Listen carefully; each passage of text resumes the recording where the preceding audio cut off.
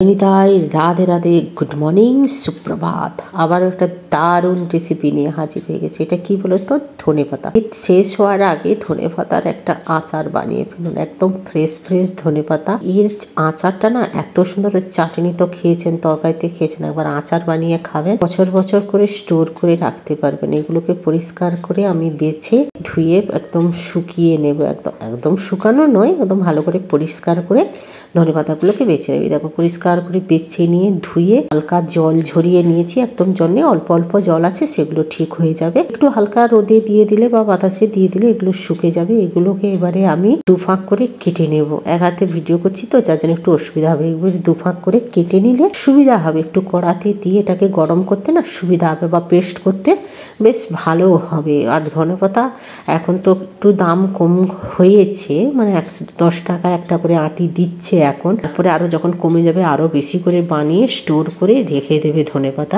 আচার। এ দেখো আমি কেটে নিয়েছি দুফাঁক করে, একটা ছালনিতে নিয়ে নিয়েছি। চলো এরপরে কি করি সেগুলো দেখাবে। আর এই যে ডাঁটাগুলো ফেলবে না, পরিষ্কার করে নিয়ে নেবে। এরপরে দেখো আমি একটা কড়াই নিয়ে নিয়েছি, একদম পরিষ্কার কড়াই। দেখো তেল ফেল জল কিচ্ছু নেই। কড়াইটাকে আমি গ্যাস অন করে কড়াইটার মধ্যে ধনেপাতাগুলো সব দিয়ে দিলাম। আবার অনেকটা ধনেপাতা ছিল, 2 আঁটি ধনেপাতা ছিল আমার, আর পুরো কড়াই ভর্তি হয়ে গেছে। এবারে এটাকে আমি গ্যাস সিম করে, বেশি ফুল করব না, কারণ জল নেই তো পুড়ে যাওয়ার চান্স থাকবে। একবারে ওপিট ওপিট করে একদম জলটাকে শুকিয়ে নেবো। তেল দেবেন না, শুধু জলটাকে যা শুকানোর জন্যই আমি কড়াইতে একটু দিয়ে গরম করে নিচ্ছি। লবণ দেবেন না, তাহলে আরও জল বেরিয়ে যাবে। এপিট ওপিট করে নাড়াচাড়া করে নেবে। যে আমি একটা খুন্তির সাহায্যে এপিট ওপিট করে নাড়াচাড়া করে নিচ্ছি। যেটুকু জল আছে সবগুলো শুকিয়ে যাবে। দেখো উল্টিয়ে দেখিয়ে দিলাম, অনেকটা জল শুকিয়ে গেছে।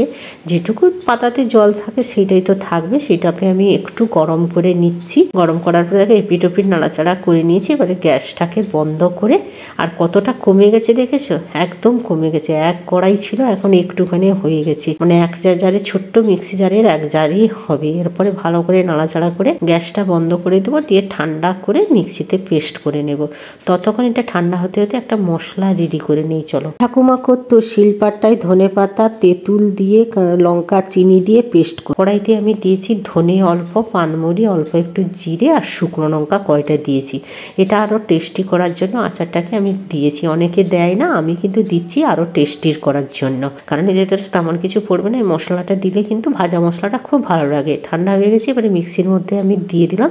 দিয়ে সুন্দর করে আমি পাউডার করে নিয়েছি। দেখো কত সুন্দর হচ্ছে, আর গন্ধটা যা দারুণ হয়েছে না ভাজা মশলা। ভাজা মশলাটা কিন্তু আমার মায়ের কাছ থেকে শেখা, নিরামিষ তরকারিতে দিত আমার মা। দেখো ধনেপাতাটা ঠান্ডা হয়ে গেছে, মিক্সির জারে নিয়ে নিয়েছি, কোনো জল না দিয়ে ভালো করে পেস্ট করে নেব। আর যদি শক্ত হয় তখন একটু ভিনেগার দিয়ে পেস্ট করবে, ভিনেগারে খুব ভালো হয়, আচারটাও অনেক দিন থাকবে। দেখো কত সুন্দর করে পেস্ট করেছি, একদম মিহি পেস্ট করার দরকার নেই, একটু দরদরে পেস্ট থাকলে বেশ ভালো লাগবে চাটনিটা। এদিকে কড়াই আমি একটা নিয়েছি, দিয়ে পরিমাণ মতন একটু সর্ষের তেল দিয়েছি। এটা সর্ষের তেলে বানাবে আচার, যেহেতু সর্ষের তেলেই ভালো হবে, একটু বেশি করে সর্ষের তেল দেবে। তেলটা গরম হয়ে গেছে, আর এদিকে দেখো তেঁতুলের কাতটা বানিয়েছি, আমার একটু জলটা বেশি ভরে গেছে। আর এদিকে দেখো আমি নিয়েছি গোটা রসুন নিয়েছি, একটু রসুন কুচিয়ে নিয়েছি, তোমরা থেতো দিতে পারো। একটু কাঁচা লঙ্কা নিয়েছি, আর কয়টা শুকনো লঙ্কা দিয়েছি। কাঁচা লঙ্কার ঝাল একটু না বেশি দিলে ভালো লাগে। তেল গরম হয়ে গেছে, 5 ফোড়ন একটু বেশি করে দিয়ে দিলাম। কালো জিরে দিতে পারো, আমি 5 ফোড়নটা দিলাম। গরম হয়ে গেছে, এবারে শুকনো লঙ্কা 4টে ফাটিয়ে আমি এর মধ্যে দিয়ে দিলাম।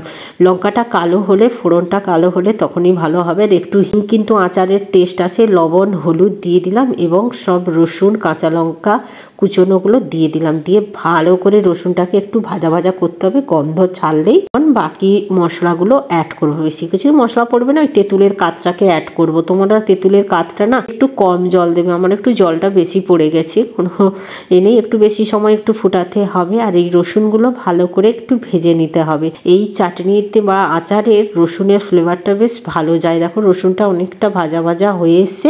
এই যে আমি এখন হিংটা দিলাম। আচারে না হিংটা খুব ভালো আসে, একবারে কাশ্মীরি রেড চিলি পাউডার দিয়ে দিলাম। হিংটা আগে দেবে না। এরপরে আমি তেঁতুলের কাতটা এখানে দিয়ে দিলাম। আগেই বললাম না যে আমার একটু জলটা বেশি পড়ে গেছে তেঁতুলে, তার জন্য কি করে ফেলবো, ওই জন্য আমি দিয়ে দিলাম পুরোটা। একটু টক মিষ্টি খাট্টা হবে, ভালো লাগবে। এবারে চিনি দিয়ে দিলাম পরিমাণ মতন, যেহেতু আচারে একটু টক মিষ্টি ঝাল হবে তখন কিন্তু চিনিটা আসবে ভালো। এরপরে আরো দিলাম একটু আদা আর রসুনের পেস্ট। আমার রসুন আর আদার পেস্টটা ছিল সেটা আমি দিয়ে দিলাম। তোমরা এখানে শুধু আদার পেস্ট দিতে পারো, আরও একটু রসুনের পেস্ট দিলাম আরও টেস্টের জন্য, যেহেতু রসুন ফ্লেভার আসবে না, ভালো লাগবে বেশ। এরপরে ভালো করে তেঁতুলের কাতটা রসুন আদাটাকে ভালো করে কষিয়ে নিতে হবে। একদম তেঁতুলটার জলটা যেন একদম শুকিয়ে যায়, তেঁতুলগুলো একদম চাকড়া চাকড়া হয়ে যাবে, ততক্ষণ কিন্তু তোমাকে গ্যাস সিম করে ফোটাতে হবে, যাতে তেঁতুলে এক ফোঁটা জল না থাকে, তাহলে তো আচারটা অনেক দিন থাকবে না তেঁতুলের কাতটা দেওয়ার পরে। এবার দেখো অনেকটা গাঢ়া হয়েছে, তেঁতুলটা দেখো নিচে জমাট বেঁধে যাচ্ছে, লেগে লেগে যাচ্ছে, কিন্তু ভালো করে এটাকে নাড়াচাড়া করতে হবে। এটাকে আরও শুকনো করতে হবে, আরও একটু মারতে হবে তেঁতুলটাকে, তাহলে যখন একদম শুকনো শুকনো হয়ে আসবে তখন ভাজা মশলাগুলো অ্যাড করব। আগেকার দিনে তো সব শিলপাট্টায় করে রসুন ছাড়া শুধু কাঁচা লঙ্কা বা শুকনো লঙ্কা, লবণ, তেঁতুল, চিনি, ধনেপাতার চাটনি করতো। আমাদের বাড়িতে আগে প্রচুর বানাতো, আমার মা খেত, মায়ের খুব ভালো লাগে, কিন্তু আমি একদম ধনেপাতা খেতাম না। বিয়ের পরে আমার হাতে খড়ি ধনেপাতা, যখন বাইরে থাকতাম তখন ধনেপাতা খাওয়া শুরু করলাম। এবার দেখো আমি ভাজা মশলাটা দিয়ে দিলাম, যে ভাজা মশলাটা রেখেছিলাম সেইটা, আর এই যে আমি পাতার পেস্টটা এর মধ্যে দিয়ে দিলাম, কিন্তু গ্যাসটাকে বন্ধ করেই দিতে হবে, না হলে ধনেপাতার যে এই সবুজ কালারটা না একদম চলে যাবে। আর তেল দেখো আমার গরম আছে বলে আরামসে আমি ধনেপাতারগুলো একবারে মিশিয়ে নেব। গ্যাস কিন্তু বন্ধ করতে হবে, বা মিডিয়াম একদম গ্যাস সিম করে দিয়ে মেশানোর পরে তারপরে গ্যাসটা বন্ধ করে দিতে পারো। ওই গরমেই ধনেপাতাটা একদম কষানো হয়ে যাবে, কারণ ধনেপাতা তো আমি আগে গরম করে নিয়েছি, ওতে জলও নেই একদম। আর দেখো কালারটা একটু হয়েছে, পুরোভাবে মিশিয়ে নেব, গ্যাস বন্ধ করে দিয়েছি, তেলটা ফোটা বন্ধও হয়ে গেছে। এবার সুন্দর করে মিশিয়ে নিতে হবে।